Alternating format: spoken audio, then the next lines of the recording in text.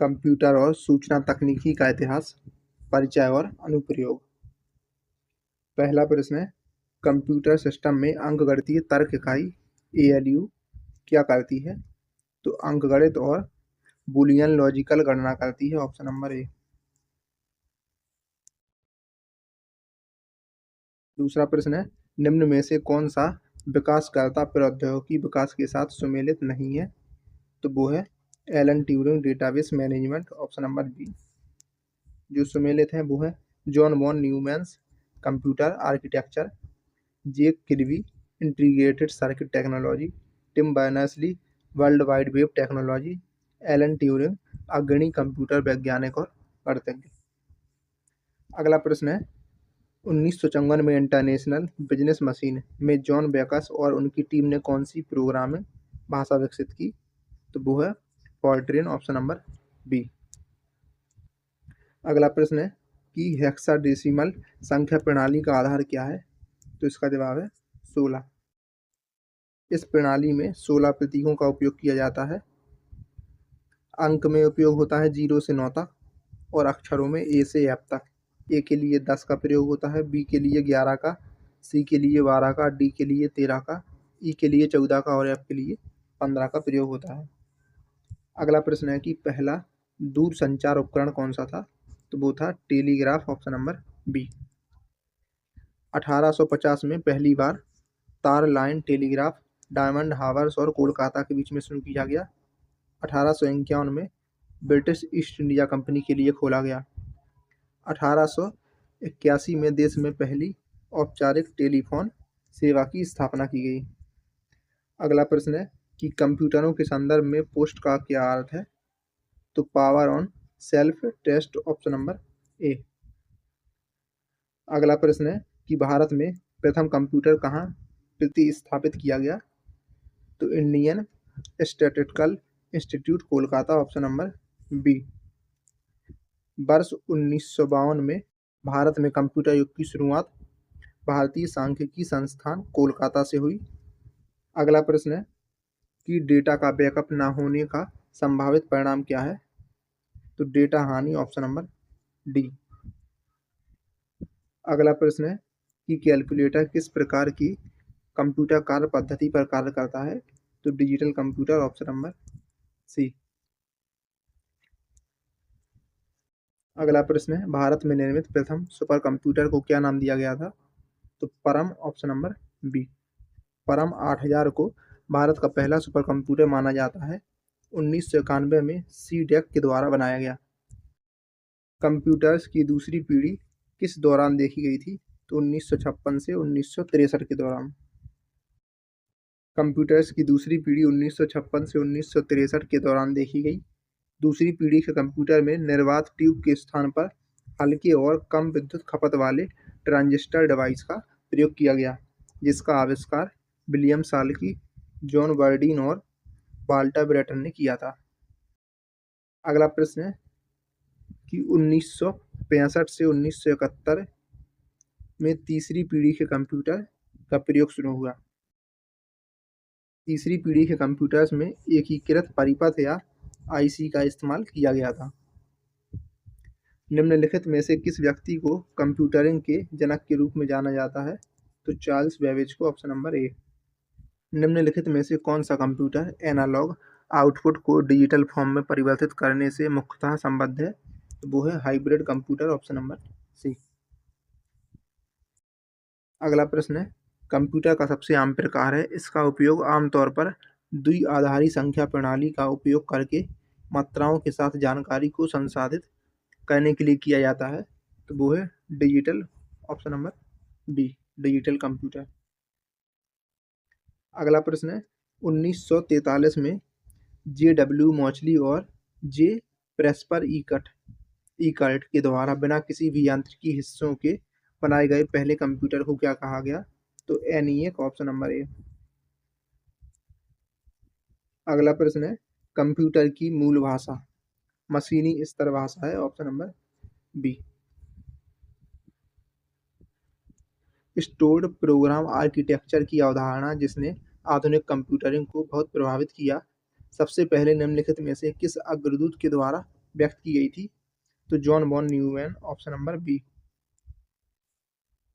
अगला प्रश्न है कि निम्नलिखित में से कौन पांचवी पीढ़ी के कंप्यूटरों की नींव है? तो artificial intelligence, option number B. पहले यांत्रिक कैलकुलेटर को पास्कलान कहा जाता था, ऑप्शन नंबर सी। अगला प्रश्न है कि असेंबली लैंग्वेज का इस्तेमाल कंप्यूटर की दूसरी पीढ़ी में किया गया था, ऑप्शन नंबर डी। द्वितीय पीढ़ी की शुरुआत हुई थी 1956 से 1964 तक।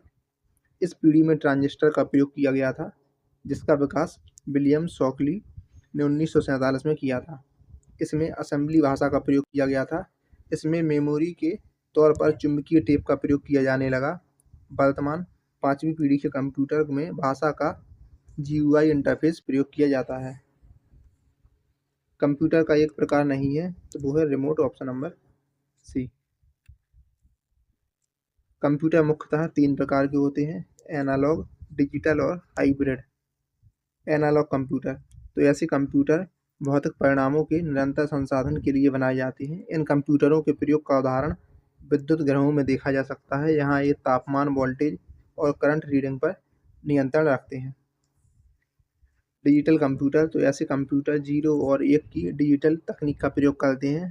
अन्य तकनीकों की तुलना में यह तकनीक तीव्र गति से शुद्ध परिणाम देते हैं। हाइब्रिड कंप्यूटर तो ऐसे कंप्यूटर जो एनालॉग और डिजिटल दोनों तरह के कंप्यूटर कार्य करने में सक्षम होते हैं। किसी आधुनिक कंप्यूटर का जनक माना जाता है? चार्ल्स बेबेज को, ऑप्शन नंबर सी।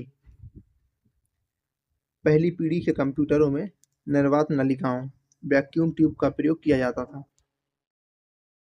प्रथम पीढ़ी के कंप्यूटरों में वैक्यूम ट्यूब का प्रयोग किया गया था।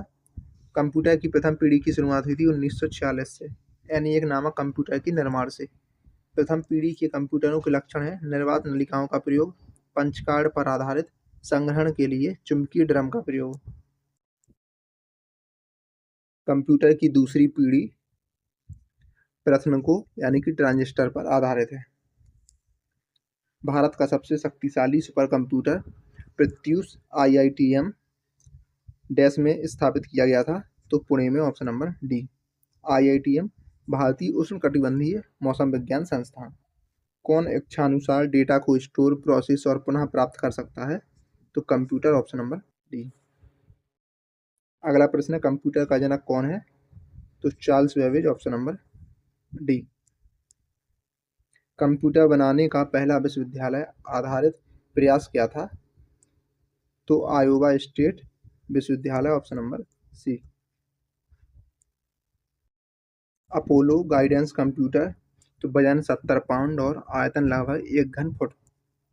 दूसरा है अपोलो गाइडेंस कंप्यूटर की भंडारण क्षमता तो 64 KB डेटा स्टोर कर सकता है। अपोलो गाइडेंस कंप्यूटर की प्रसंस्करण शक्ति तो आधुनिक मानकों की तुलना में बहुत सीमित प्रसंस्करण शक्तियाँ थीं, जिसे बिट्स और क्लॉक स्पीड में मापा जाता था। आधुनिक लैपटॉप माइक्रो प्रोसेसर उच्च क्षमता भंडारण का उपयोग करता है और कार्यालय कार्य, गेमिंग आदि जैसे सामान्य प्रयोजन कंप्यूटिंग कार्यों के लिए सक्षम है। अगला प्रश्न है डिजिटल रूप में सूचना संग्रहित करने के लिए किस उपकरण का उपयोग किया जाता है? तो लैपटॉप का, ऑप्शन नंबर डी। अगला प्रश्न है कि कंप्यूटर का प्राथमिक उद्देश्य क्या है? तो डेटा का भंडारण, प्रसंस्करण और पुनर्प्राप्ति। एक तरफ दी हुई है पीढ़ियाँ और दूसरी तरफ प्रौद्योगिकी। तो पहली पीढ़ी में वैक्यूम ट्यूब का प्रयोग किया गया, दूसरी पीढ़ी में ट्रांजिस्टर का, तीसरी पीढ़ी में IC चिप का, एकीकृत सर्किट का, और चौथी पीढ़ी में माइक्रो प्रोसेसर चिप का। अगला प्रश्न है कि कौन से कंप्यूटर वास्तविक संख्याओं से निपटते हैं और समस्या का उत्तर गिनती करके प्राप्त किया जाता है? तो इसका जवाब है डिजिटल, ऑप्शन नंबर ए। कंप्यूटरों में इस्तेमाल की जाने वाली मुख्य मेमोरी डिवाइस क्या थी? तो चुंबकीय ड्रम, ऑप्शन नंबर डी।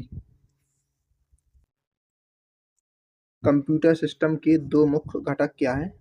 तो हार्डवेयर और सॉफ्टवेयर, ऑप्शन नंबर बी।